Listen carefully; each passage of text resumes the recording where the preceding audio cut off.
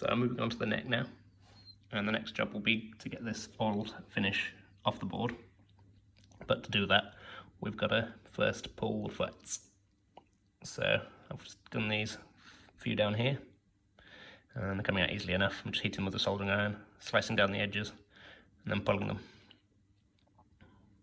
So I've got a few more to go, and then I can sand the board, but I'll have to be careful not to sand too much because we don't know just how deep these inlays go. So I'll have to be a bit careful.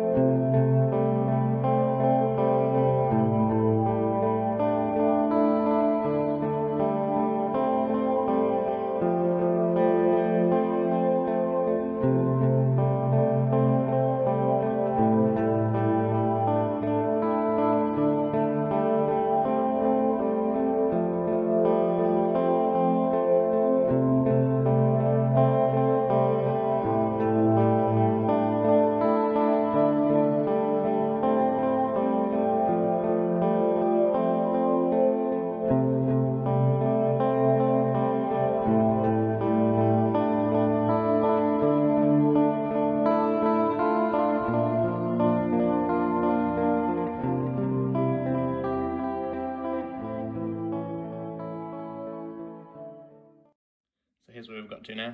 They've all come out and I've sanded the board. All the inlays are still intact. I haven't gone too over the top sanding it. I haven't sanded with anything too coarse or for too long. And it's come out in quite good shape now. There's a few little discoloured spots underneath where the wire would be. But these typically go quite deep and most of it's going to be hidden anyway under the wire.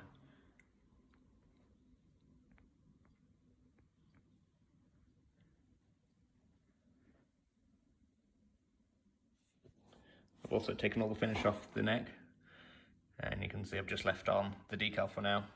This is just because I'm still matching this, so when I get the new one I'll be able to position it exactly the same, and obviously take this off then when the new one arrives. And then it's all off the back as well, the finish, so it's looking much nicer.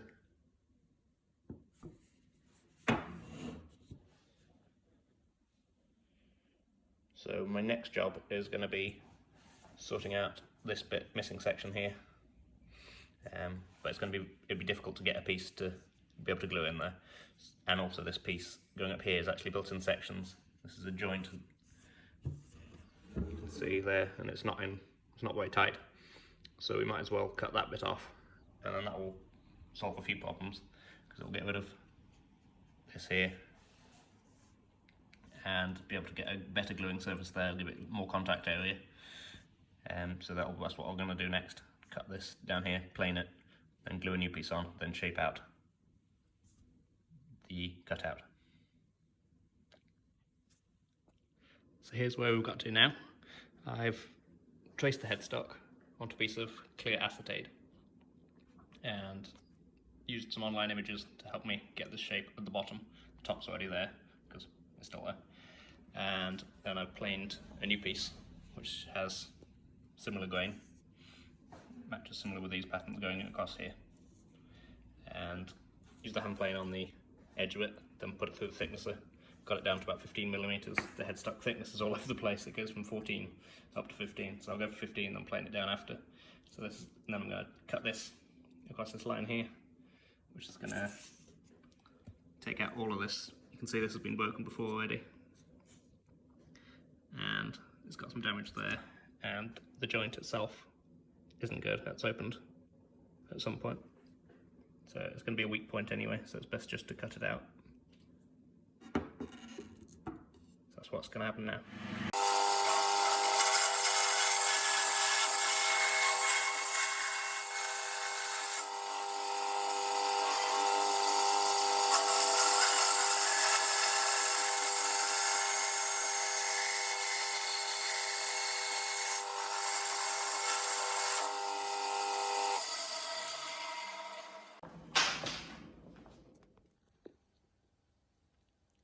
So after cutting that piece off the headstock, I then planed the joint and then got a nice tight fit, and then I clamped it up with some tight bond glue, and now I'm going to give it 24 hours to set. So I've got my new piece glued on now, and it's a good joint. It's not level yet. I need to make it level next. After I've cut it out, I'm going to do that because I would like to keep this decal here a bit longer until the new one gets here, which is not yet. So trim this on the bandsaw next, and then sand around it with the spindle sander, and then I'll have to cut out the slot here, which might be fun.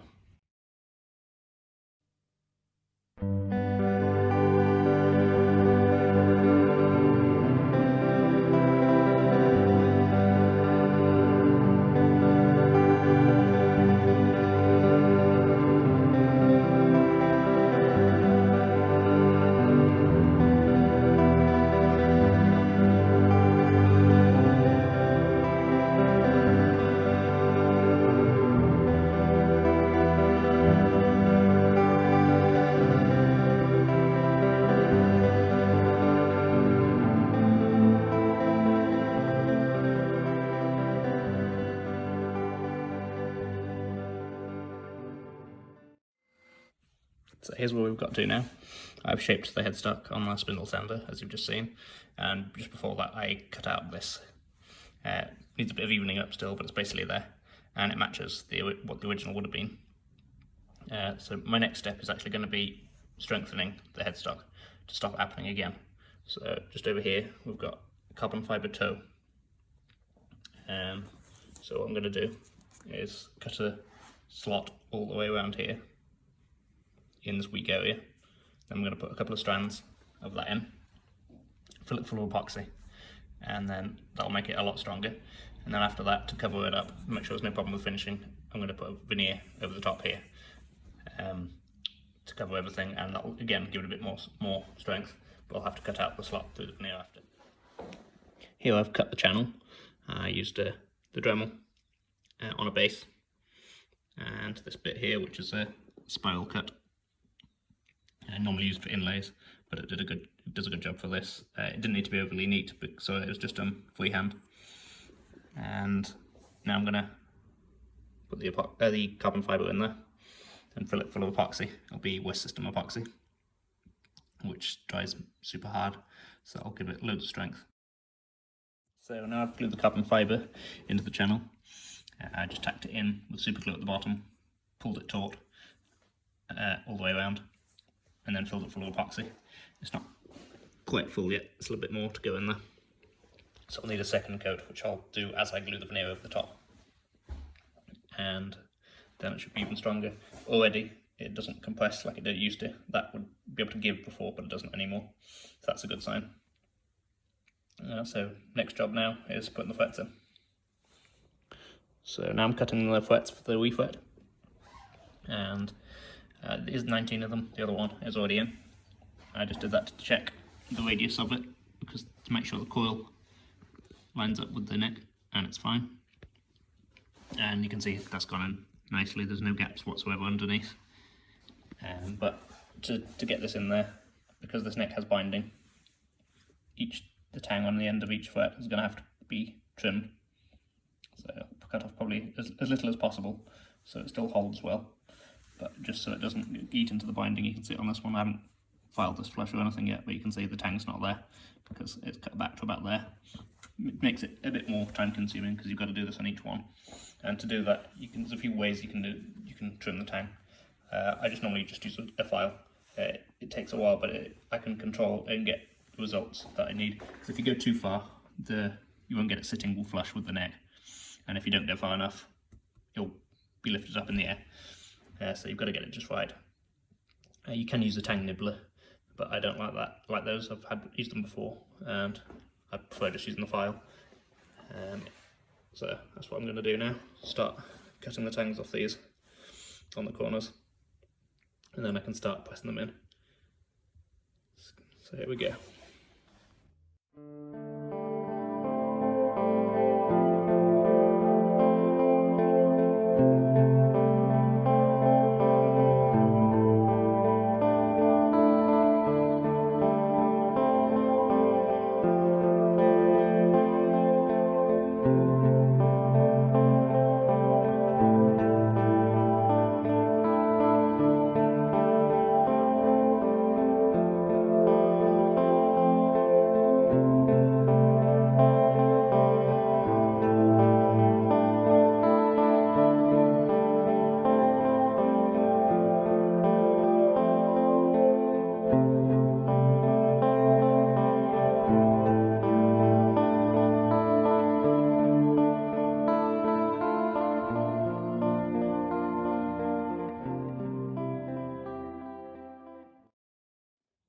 that's all of them in now.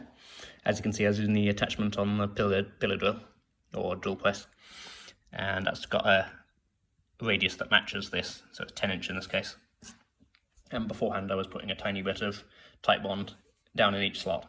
That just helps seal it off and fills any tiny void underneath the tang. And they're all gone in nicely. There's absolutely no gaps whatsoever. You couldn't fit any kind of feeler gauge in any of them, so that's nice. And I've also, since doing that, I've filed them flush down the edge and then given the bevel. And I've also dressed the corners so there's no sharp edges now. If you want a cloth down this, you won't get any catching. That's how you check. I'll just show you. It's one of the ways of checking it anyway. If you go like this, this is full of lint, this cloth, and it would just see fibres of it getting left behind on these, but there's none of that whatsoever because they've all been dressed now. And it's also, you might have seen on the first, when I was putting the first one in, there was some dust in the slots. I was doing it in one at a time rather than cleaning all the dust out in one. I don't like doing tedious jobs, so I end up just splitting it up into doing one at a time.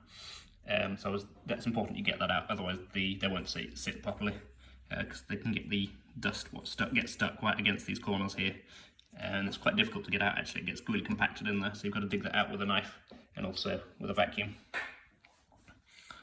So the next step now will be putting a veneer on the headstock to cover up all that and give it a bit more strength. And then one to lacquer. This is going to get satin nitrocellulose on the neck itself, and then the headstock will be white glass.